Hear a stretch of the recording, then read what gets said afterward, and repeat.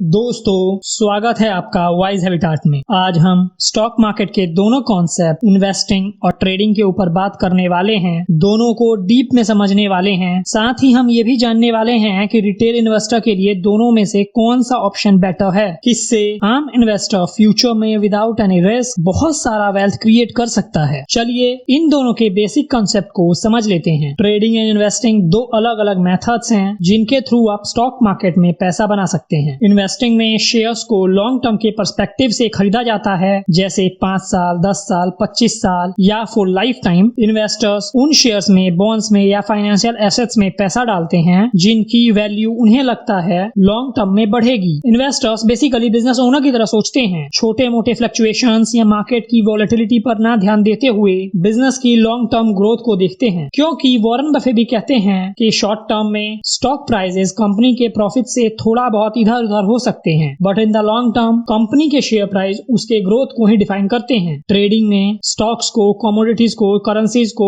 और ऐसे कई सारे सिक्योरिटीज को छोटे छोटे टाइम फ्रेम के लिए खरीदा जाता है और मार्केट की वॉलेटिलिटी को यूज करते हुए 1 या 2% का प्रॉफिट बुक करके निकल जाया जाता है। जहां इन्वेस्टर्स अपने टाइम फ्रेम को ईयर्स में नापते हैं, वहीं ट्रेडर्स वीक्स में, डेज में या इवन मिनट्स में अपना प्रॉफिट बुक करके निकल जाते हैं। ट्रेडिंग में महीने में अगर आप 5% का रिटर्न भी अचीव कर पाते हैं तो एक साल में आप 60% तक का रिटर्न अचीव कर लेंगे। मतलब ट्रेडिंग से आपके 10,000 रुपए एक साल बाद 16,000 बन जाएंगे। अब आपको लग रहा होगा कि इन्वेस्टिंग में 20 से 25% का रिटर्न और ट्रेडिंग में मैसिव 60% का रिटर्न, ये तो क्लियर कट आंसर हुआ। ट्रेडिंग ट्रेडिंग ट्रेडिंग ये तो 3 टाइम्स बेटर है इन्वेस्टिंग से। तो थोड़ा रुक जाइए, थोड़ा सा सब्र कीजिए, क्योंकि ये तो अभी आधी कहानी है, पिक्चर तो अभी बाकी है मेरे दोस्त। चलिए सबसे पहले तो ट्रेडिंग के बेसिक्स को समझते हैं। स्टॉक मार्केट में मोटा मोटी 4 पार्टीज इन्वॉल्व होती हैं, buyer, seller, broker and institutions. चलिए इसे इस तरीके से समझते हैं। मान लीजिए 2 दिन पहले आपने एक घर खरीदा था।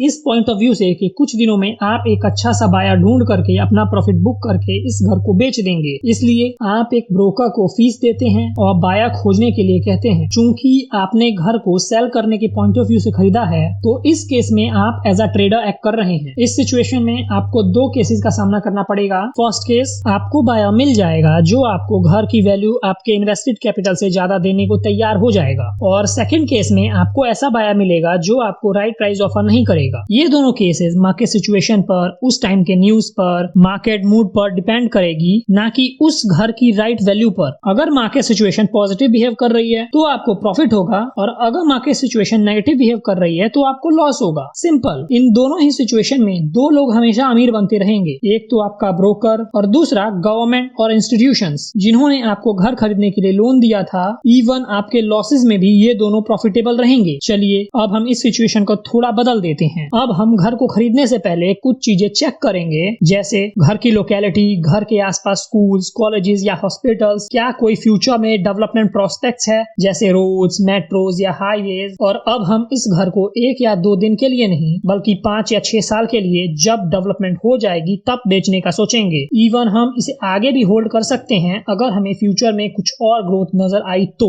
इस टाइम पर हम एक इन्वेस्टर की तरह एक्ट कर रहे हैं, क्योंकि अब हम मार्केट न्यूज पर फोकस नहीं कर रहे, बल्कि हम अब घर की वैल्यू फ्यूचर में देख रहे हैं। इन दिस केस प्रॉफिट होने के चांसेस 90% रहेंगे। अगर आपने ट्रेडिंग से 100 रुपए भी कमाए हैं तो उसी दिन इंडिया के किसी कोने में किसी ने 100 रुपए गवाए भी हैं। ट्रेडिंग एक जीरो सम गेम है जिसमें आपका लॉस किसी और ट्रेडर का प्रॉफिट होता है और आपका प्रॉफिट किसी और ट्रेडर का लॉस। इसलिए कहते हैं ट्रेडिंग में पैसा क्रिएट नहीं होता, यहाँ पैसा शिफ्ट होता है from one trader to another. जब आप रेगुलर ट्रेडिंग करते हैं तो आप पाते हैं कि इन द लॉन्ग रन आप हमेशा लॉस में ही रहते हैं। ट्रेडिंग में 90-90-90 का रूल चलता है, जिसके हिसाब से 90% ट्रेडर्स अपना 90% कैपिटल अपने ट्रेडिंग के 90 डेज में ही लूज कर देते हैं। एक स्टडी के मुताबिक ट्रेडिंग में 1% लोग ही पैसा कमा पाते हैं। ये लोग हाईली स्किल्ड ट्रेडर्स होते हैं, इनके पास टेक्निकल चार्ट्स की सारी नॉलेज होती है, इन लोगों के पास रिसोर्सेज की कोई कमी नहीं होती। तो जरा सोचिए, ऐसे हाईली स्किल्ड प्रोफेशनल ट्रेडर्स के अगेंस्ट आप ट्रेडिंग करेंगे तो कितने % चांसेस रहेंगे कि आप पैसा बना पाएंगे। इवन राकेश झुनझुनवाला सर ने ट्रेडिंग को स्पेक्युलेटिव बिजनेस बताया था। दिग्गज इन्वेस्टर वॉरेन बफे भी ट्रेडिंग को गैम्बलिंग बताते हैं। वो कहते हैं आप स्लोली ट्रेडिंग से जितने पैसे कमाते हैं, सिर्फ एक ही झटके में आप वो सारे पैसे गवा भी देते हैं। विजय केडिया सर तो यहाँ तक कहते हैं कि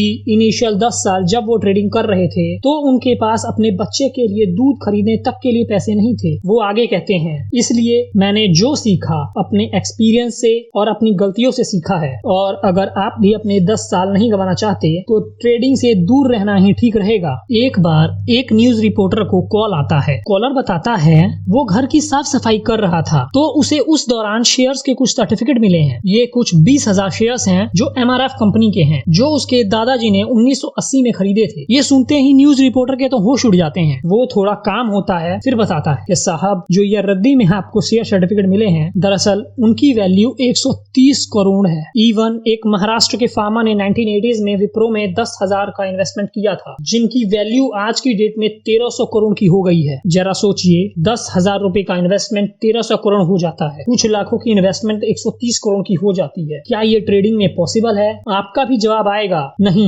ऐसा ट्रेडिंग में पॉसिबल नहीं है। वो भी उन लोगों के पैसे जिन्हें फाइनेंस की बिल्कुल नॉलेज नहीं है, जिन्हें टेक्निकल एनालिसिस नहीं पता, फंडामेंटल एनालिसिस नहीं पता, बस उन्होंने वंडरफुल कंपनीज में इन्वेस्टमेंट कर दिया था। ये होता है actual power of compounding. Trading आपको 1 या 2% का प्रॉफिट कमा के दे सकता है, बट इन्वेस्टिंग आपको आपने ना सोचा हो उतना वेल्थ क्रिएट कर सकता है। ट्रेडिंग का डाटा ये तक बताता है कि अगर आपने लास्ट 21 ईयर्स में बेस्ट 5 ट्रेडिंग डेज में मिस किए हैं तो भी आपका प्रॉफिट 8% से गिर करके 5% तक आ जाएगा। और अगर आपने बेस्ट 30 ट्रेडिंग डेज मिस किए हैं तो आपको नेगेटिव रिटर्न मिलेंगे। Trading is all about timing the market. और बड़े बड़े दिग्गज इन्वेस्टर ये कहते हैं कि मार्केट को टाइम करना तो इम्पॉसिबल है। ट्रेडिंग में आप पैसा राइट टाइम पर राइट एक्शन लेने का कमाते हैं और इन्वेस्टिंग में आप पैसा बिना एक्शन लिए चिल करने का कमाते हैं। चलिए ये जानते हैं क्या रीजंस हैं कि इन्वेस्टिंग ट्रेडिंग को आउट परफॉर्म करती है। सबसे पहला और मोस्ट इंपॉर्टेंट रीजन है पावर ऑफ कंपाउंडिंग। अभी हमने 2 रियल लाइफ एग्जांपल देखे जिनमें कुछ हजार की इन्वेस्टमेंट कई करोड़ों की हो गई थी, जो कंपाउंडिंग के मैजिक की वजह से हुआ था। कंपाउंडिंग का मैजिक टाइम डिपेंडेंट होता है। आप अपने इन्वेस्टमेंट को जितना ज्यादा टाइम देंगे वो फ्यूचर में उतना ही पैसों को कंपाउंड करके देगा। सेकंड रीजन है ट्रांजैक्शन कॉस्ट। इवन दो ये बहुत ज्यादा नहीं होते,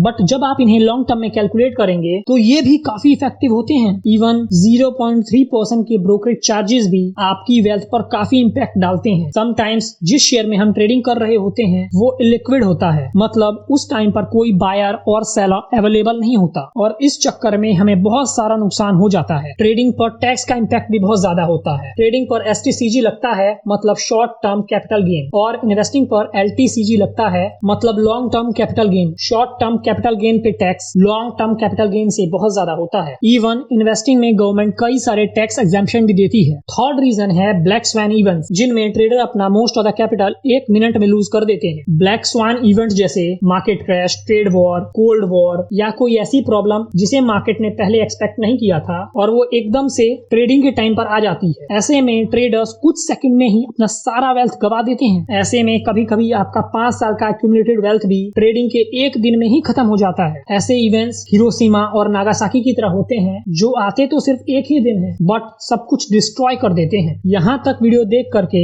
आपको ये पता चल ही गया होगा कि आपके लिए क्या अच्छा है, ट्रेडिंग या इन्वेस्टिंग। चलिए अब ये जानते हैं कि आप ट्रेडर हैं या इन्वेस्टर। कभी कभी जब हम शेयर्स खरीदते हैं हम सोचते हैं कि हम इन्वेस्टिंग कर रहे हैं, बट हम ट्रेडर के माइंडसेट से इन्वेस्ट करने का ट्राई करते हैं, जो कि एक गलत अप्रोच है। जब हम न्यूज बेस्ड एक्शन लेते हैं, न्यूज को देखकर और चार्ट्स में टेक्निकल एनालिसिस करके ये प्रिडिक्ट करने की कोशिश करते हैं कि अगले 2 या 3 महीने में शेयर प्राइस कितना ऊपर जाने वाले हैं और हम पैसा लगा देते हैं, तो हम इन्वेस्टिंग नहीं ट्रेडिंग कर रहे हैं। इवन जब हम फ्रेंड्स के इन्फ्लुएंस में आकर किसी शेयर को खरीदते हैं ये सुनकर कि ये शेयर आने वाले 10 या 20 सालों में 10 गुना या 100 गुना हो जाएगा, तब भी हम एज अ ट्रेडर एक्ट कर रहे हैं। भाव भगवान है। अगर आप शेयर मार्केट के इस फिलॉसफी के हिसाब से भी एक्ट करते हैं तो भी आप एक ट्रेडर हैं। जब आप शेयर प्राइस पर फोकस करते हैं रादर देन एक्चुअल बिजनेस, तब आप ट्रेडर की तरह ही एक्ट कर रहे हैं। इन्वेस्टर्स सिर्फ भाव को और शेयर प्राइस को नहीं देखते, टेक्निकल चार्ट्स पर भी इतना फोकस नहीं करते। जब उन्हें कोई फ्रेंड कोई स्टॉक रिकमेंड करता है तब वो सबसे पहले कंपनी के बिजनेस के बारे में जानते हैं। इन्वेस्टर्स कंपनी के फाइनेंशियल्स को